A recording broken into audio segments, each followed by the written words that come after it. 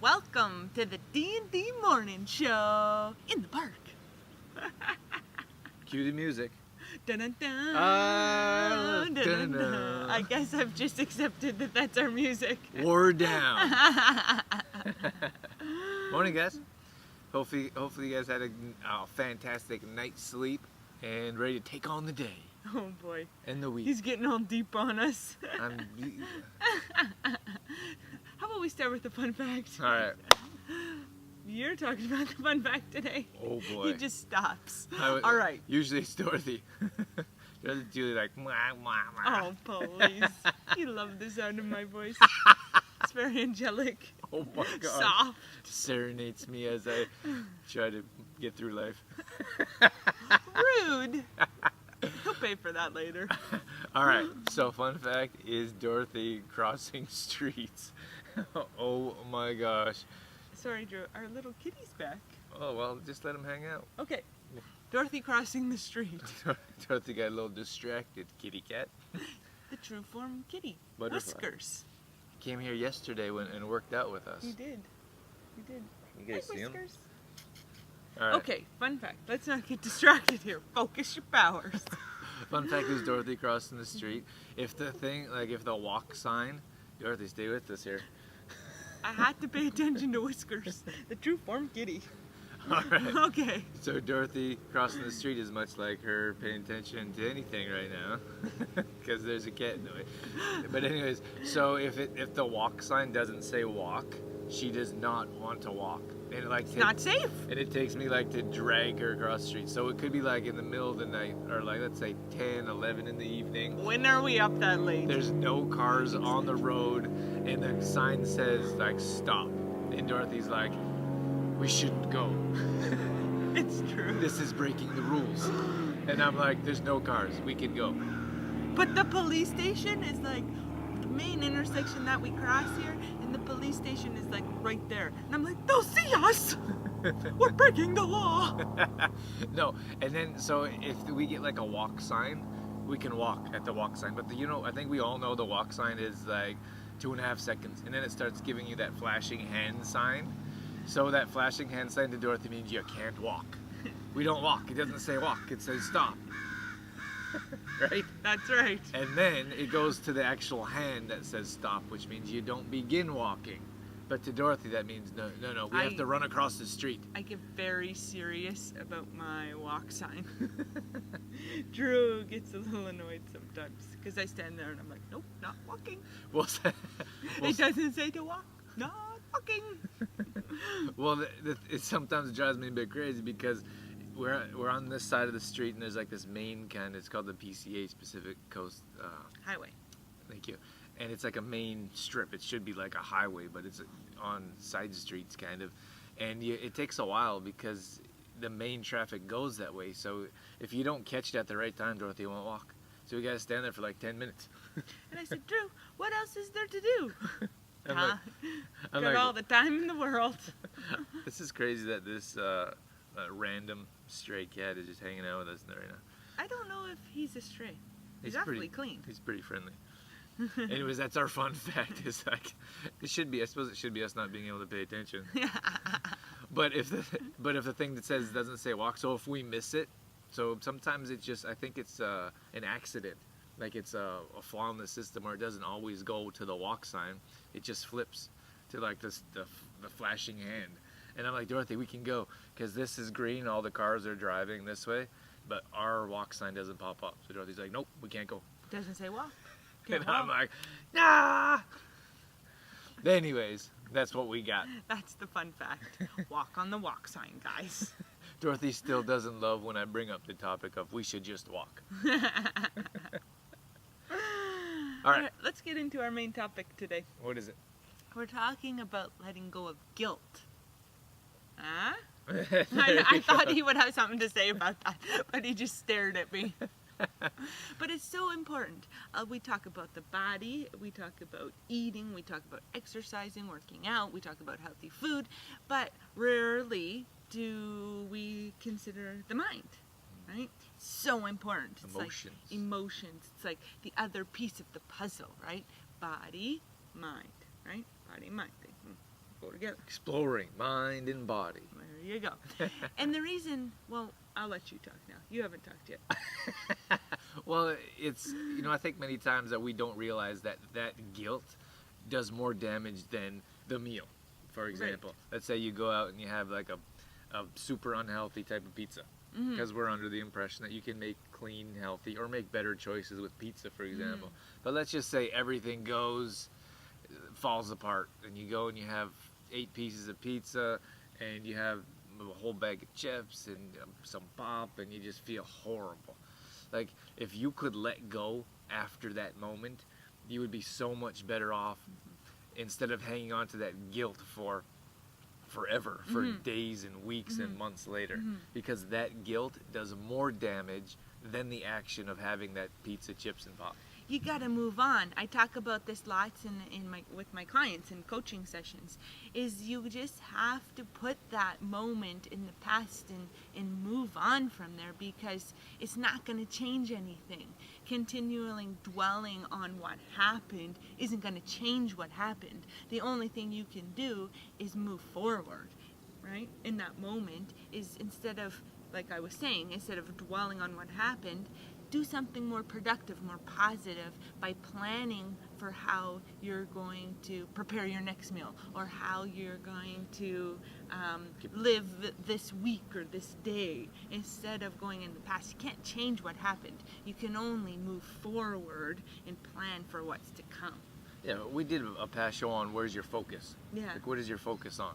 So if your focus is on all the bad things that you've done, I mean, that's with anything in life. I mean, if we focused on all the bad things that we've done in our life on a consistent basis, that's not a positive way to move forward or to get better and improve in life, especially when it comes to nutrition or exercise. Like, I missed that workout, or I didn't work hard for that workout, or I didn't make the right nutrition choices. If we don't focus on the future and planning and getting back on track, then we're just going to be weighed down by all this negative emotions and that guilt that causes so many internal issues on our body. And another good exercise to practice too is finding the good in every situation. So for example, if you were away on the weekend and you had some so-called cheat meals, instead of like focusing on what you didn't do well, find the things you did do well. Maybe you got in lots of water. Maybe you walked every day. Maybe you chose a salad at a supper meal. So find those good things. And I encourage people to actually write it down, like make a list. The things I did well, or the things I'm proud of, and write it down. And because then you can actually see like a list of what you did positive. Just let go of that negative stuff and find the positive in each situation. Yeah, it doesn't do any good for you. So just let it go and move on. And I think that, writing those lists like you're talking about, or find something. Yes. Like, a lot of times we're like, oh, I didn't do anything right. It was all horrible. There's always something. Like the whole weekend went out the window. Like, no, it didn't. Like, just try to find things that you've did okay. Maybe not perfect, but make an effort, because a lot of times that if we make that effort, we're like, oh, I did that okay. Yeah. Then you think of something, because your mind changes. If we focus on the negative, more negative things come. So if you could find some positive things, more positive things become, like, oh, I did that well. Or it's like the quote in our last show. What quote is that? It was about letting go of negative emotions so you can attract positive emotions. Right. Same thing, letting go of negative situations or negative feelings to let in the positive ones. Absolutely. Do we have anything else? Do we have a recipe? Recipe was the monster sandwich. Oh, that's today? That's today. Oh, the monster sandwich is something special. So the most difficult thing about the monster sandwich is finding a good quality bread. You talk about bread for a minute, Drew. I'll let you talk first. Oh, thank you. Well, I mean, we're under the impression that bread is a low quality product. So it usually has tons of ingredients. It's highly processed. It's just not what it is today, what it used to be when we had homemade, when grandma used to make it, or when you could go to bakeries on every corner to get fresh, good quality types of products, ingredients. And so we need to pay attention to what we're having. Now, we go to a farmer's market and where we are now, and they have this delicious onion dill sourdough bread, and it's unbelievable. And I think that's the way bread used to be, and people still want to hold on to that. Like, I can still have bread because it used to be a cleaner type of nutrient or product, and it's not anymore. So we have to read ingredients, we have to look at name brands, and we have to find good quality breads, because that's the very base, that's the core of our monster sandwich. Yeah, exactly. Yeah, this sourdough dill bread though, insane. And I think there's 4 or 5 ingredients. That's it. It's delicious, and we know the lady that bakes it too. It's so wonderful. But anyway, back to the sandwich. It's so simple, so easy, and what I like about it the most is that there is a recipe, but you can really make it your own. So even in a family if you have children, or like, each sandwich can be customized to each child's likes, or each person in your family's likes. It doesn't have to be a uniform recipe, which I like really much. Really much. Really much. All right, maybe you should get into it. No, I'll get into the sandwich. So 2 slices of bread. On one side you put hummus, on the other side you put avocado slices, and then you just load it up with veggies. I like to put my veggies on the hummus side. So lettuce, cucumber slices, tomato slices, peppers, pickles. We suggest buying or making, if you have homemade pickles, it's the best, because when you go to the grocery store and look at pickle ingredients, not very good. So try your best to find homemade pickles if you can, or really, really dig deep and look at those ingredients. Yeah, pickles are a tough one. Yeah. The same thing with hummus though. Like, hummus is hard to find, but we recommend making your own. Sometimes we put olives on our sandwich. Drew's in this caper stage, so he's putting capers on everything. I like capers. I don't mind them, but I'm not in love with them like Drew. So there's an example. Drew puts the capers on the sandwich. Me, not so much. Mustard is another one of my favorites. Like a nice Dijon mustard. Yeah, nice quality mustard, because again, mustard, gotta look at the ingredients. Especially like yellow 5, that's an MSG you want to stay away from. Stay away from that. There's a certain brand you might want to stay away from. Oh, yeah. Starts with an H, ends in an Eins. Oh, here's something else. Anyway, that's a monster sandwich. You put the 2 together, the 2 slices, smoosh them down, because the veggies on ours is like this thick. So we smoosh it down and cut in half and chomp in. I suppose it's a veggie monster sandwich. Yeah, veggie monster sandwich, yeah.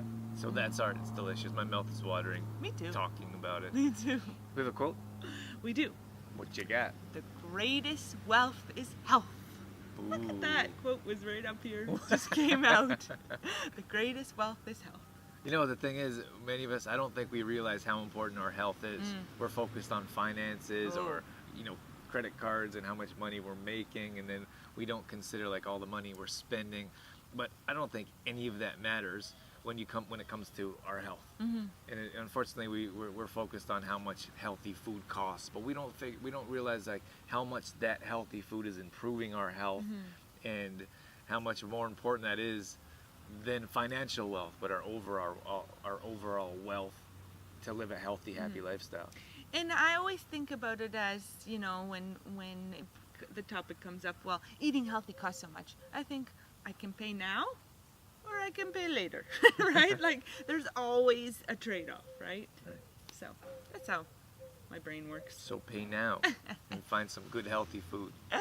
That's right. I think when it comes to like getting good quality food and energizing your body, you can't put a price on that. No. To feel great about yourself, to have confidence, you can't put a price on how much increased confidence there is, because you'll feel great by eating great. And after we have a good clean meal, like, wow, I feel fantastic.